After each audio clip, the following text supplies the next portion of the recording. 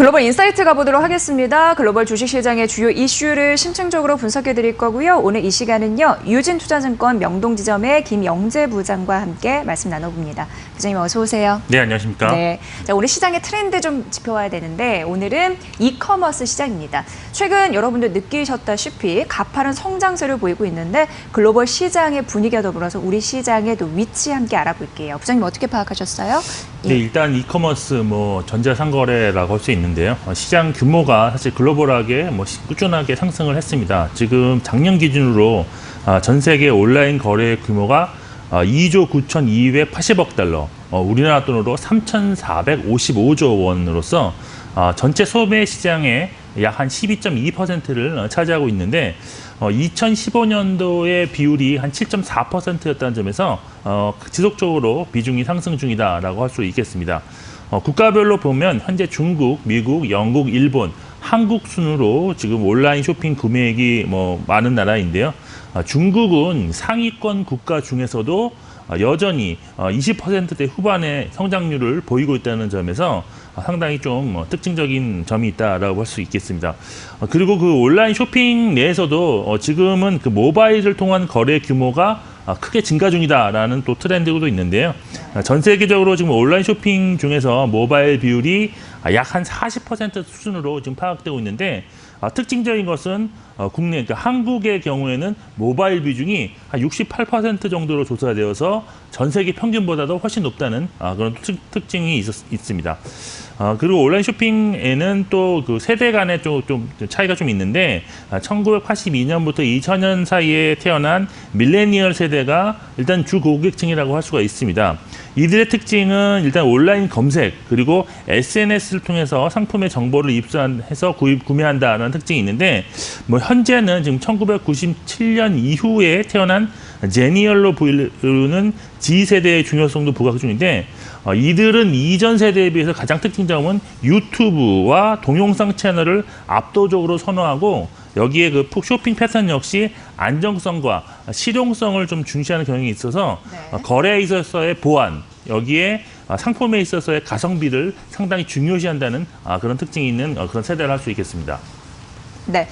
이커머스 시장이 커지면서요. 온라인 쇼핑 축제마다 신기록이 팡팡 터지고 있다라는 분석 기사들도 나오고 있는 상황입니다. 그런데 이 이커머스 시장이요. 뚜렷한 과거와의 특별한 점, 달라진 점이 있다고 들었습니다. 어떤 것으로 분석되었습니까? 네, 일단 최근 아주 새롭다라고는 할 수 없겠지만 네. 전통적인 오프라인 그 소매 시장에서의 강자들이 지금 유통 시장에서 생존을 하기 위해서 온라인을 상당히 강화하고 있다라고 보시면 되겠습니다.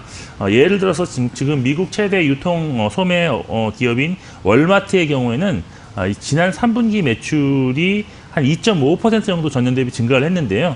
온라인 채널 판매는 오히려 전년 대비 41%가 증가해서 직전 2분기였던 2분기 성장률인 37% 성장을 넘어선 걸로 파악되고 있습니다. 그리고 그 이커머스 시장의 그런 이 좀 커지고 주문량이 좀 많아진다는 특징이 있는데요. 이러한 많아진 주문량을 소화하기 위해서 인프라 투자를 좀 강화하고 있다는 것이 특징인데 예를 들어서 이번에 그 강군제에서 알리바바 쇼핑몰들은 1초에 54만 건이라는 방대한 주문량을 처리해내면서 신기록을 달성했는데요. 이는 2년 전인 2017년도에 대비해서 3배 이상의 그런 데이터량을 소화해낸 신기록이라 할 수 있겠습니다. 그리고 그 이커머스 시장 확대에 따라서 창고용 공간의 그런 필요성이 증가하면서 미국 부동산 시장의 냉각에도 불구하고 창고용 부동산 매출은 지속적으로 증가하고 있다는 특징이 있는데 특히 그 빠른 배송에 대한 소비자들의 그 수요 증가로 인해서 풀필먼트가 빠르게 확산되고 있습니다. 이 풀필먼트라는 것은 고객의 주문에 따라서 물류센터에 입고되어 있는 상품을 선별, 포장, 배송까지 해주는 서비스로서 아마존이 지금 대표적으로 좀 유명한 그런 기업이고요. 우리나라의 그 쿠팡도 아마존과 같은 그런 서비스를 준비 중에 있습니다. 결국 종합해보면 현재는 이커머스 시장의 확대로 IT 그리고 물류 시스템 전반에 걸친 지속적인 성장이 나타나고 있다라고 보시면 될 것 같습니다. 네. 전통의 오프라인 강자가 온라인을 저격하고 있는 상황이고 IT 인프라에 대한 투자가 이루어지고 있는 거고 또 이 창고형 공간 기업 이런 부분 말씀해 주셨죠. 이런 부분 결국 이런 쪽으로 공략을 해야겠네요. 주식시장에서도. 네, 그렇습니다. 예. 그 사실 이커머스 시장을 이용하는 소비자는 네. 결국 뭐 데이터를 많이 처리할 수 있는 데이터 센터를 좀 확보할 수 있는 기업을 좀 볼 수밖에 없는데 이커머스 기업으로서는 결국 인공지능 기술 그리고 인프라 투자가 선택이 아닌 그런 필수적인 요소가 될 것입니다. 따라서 관련해서 그 반도체 업종을 포함한 주요 IT 업종이 동반 성장을 기대할 수 있다는 점에서 국내 기업들의 지속 수혜 가능성이 있다고 보시면 될 것 같고요. 또한 풀필먼트 관점에서 본다면 물류창고 기업의 매력이 뭐 지속적으로 좀 증가할 수밖에 없는데 우리나라 물류창고의 그런 기업들은 제3자 물류업까지 지금 겸업하고 있다는 점에서 수혜가 좀 더 커질 수 있다라고 보시면 될 것 같습니다. 여기에 그 풀필먼트를 포함해서 그 인터넷 쇼핑몰 구축 그리고 운영, 마케팅까지 이런 전자상거래 사업 과정에 필요한 솔루션을 일괄적으로 제공하는 이커머스 솔루션 기업도 향후 지속적인 관심을 가질 가능성이 많다라고 볼 수 있겠는데요. 우리나라에서는 이번 달에 상장하는 기업인데 코리아센터라는 기업이 상장함으로써 좀 주목받을 수 있을 것 같습니다. 마지막으로 그 이커머스 시장 발달과 함께 성장하는 대표적인 사업인 그 모바일 결제 서비스 사업 역시 지속적으로 성장 가능할 것으로 일단 보고 있는데요.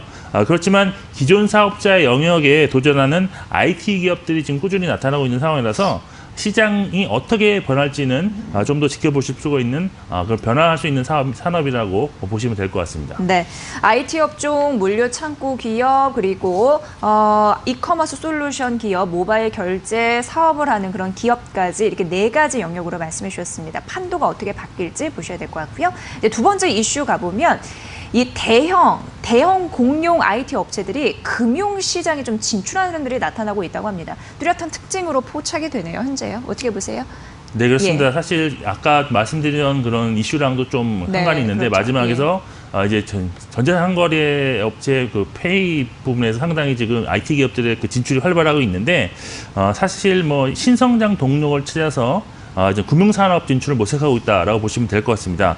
뭐 사실 그동안 IT 기업들은 뭐 많이 들어서 알겠지만 애플페이, 또 구글페이와 같은 모바일 결제 서비스를 제공은 하고 있었습니다. 그런데 이제는 단순히 이런 결제뿐만이 아니라 계좌 서비스도 제공하는 방안을 지금 검토 중이라고 할 수 있는데 대표적인 경우가 지금 구글이라고 할 수 있겠습니다. 구글은 일단 시티그룹과 협력을 해서 내년부터 당좌 예금 계좌 서비스를 제공할 예정이고 아마존 역시도 지금 같은 서비스를 제공하기 위해서 지역 내 대형 은행들과 논의 중에 있다고 밝힌 바 있습니다. 그리고 애플 같은 경우는 올해 그 골드만삭스와 마스터카드와 손을 잡고 신용카드 상품인 애플카드를 일단 출시를 했고요. 여기에 그 페이스북 같은 경우는 암호화폐, 소위 그 말하는 리브라 발행을 추진 중에 있는데, 그렇지만 그 지난 그 7월 그 미국 상하원 청문회에서 개인정보 유출에 관한 우려 섞인 목소리가 높아지자 당국 승인 없이는 발행하지 않겠다는 입장을 발표한 바도 있습니다. 이렇게 그 대형 IT 기업들이 그런 금융산업에 진출함에 있어서 부정적인 의견도 상당히 만만치 않다고 볼 수 있는데 특히 그 구글의 경우에는 검색 엔진을 통해서 이미 다양한 그런 개인정보를 파악하고 있다는 점에서 계좌 서비스 제공으로 얻는 재무 정보까지 이것이 합쳐질 경우에는 막강한 파급 효과가 나타날 수 있다는 분석들이 제기되고 있는 그런 상황입니다. 이와 같은 상황에서 사실 전통적인 은행들은 좀 방어적인 입장을 취할 수밖에 없고 오히려 또 새로운 서비스를 시작하고 있는데 일단 연합체를 구성해서 디지털 페이먼트 네트워크를 만들거나 아니면 밀레니얼 세대에 친숙하게 다가가기 위해서 은행을 좀 카페처럼 꾸미고 여기에 무료 와이파이와 커피, 자산 관리 상담 등을 제공하면서 변화를 꾀하고 있는 상황입니다. 외신들은 지금 일단 IT 기업들의 이런 행보에 대해서 개인정보의 그런 악용이라든지 유출 가능성이 있기 때문에 금융당국이 제재를 걸 수 있다고 지적하고 있어서 사실 실제 그 IT 기업들이 계획이 실현될 수 있을지는 시간을 좀 두고 지켜보실 필요가 있는데 전통적인 그 은행 산업들이 상당히 지금 공격적인 그런 을 받고 있다는 점은 좀 참고를 하실 필요가 있을 것 같습니다. 네. 자, 구글, 아마존 이름 들으면 알만한 IT 기업들이 금융의 영토를 현재 확장하고 있습니다. 찬반 의견은 엇갈린다고 하는데 과제도 있으니까 당분간 지켜보시면서 추이 점검해 보시면 될 것 같습니다. 글로벌 시장의 시장 트렌드까지 만나봤습니다. 글로벌 인사이트 함께했고요. 유진투자증권 명동지점 김영재 부장의 분석으로 함께하셨습니다. 잘 들었습니다, 부장님. 고맙습니다.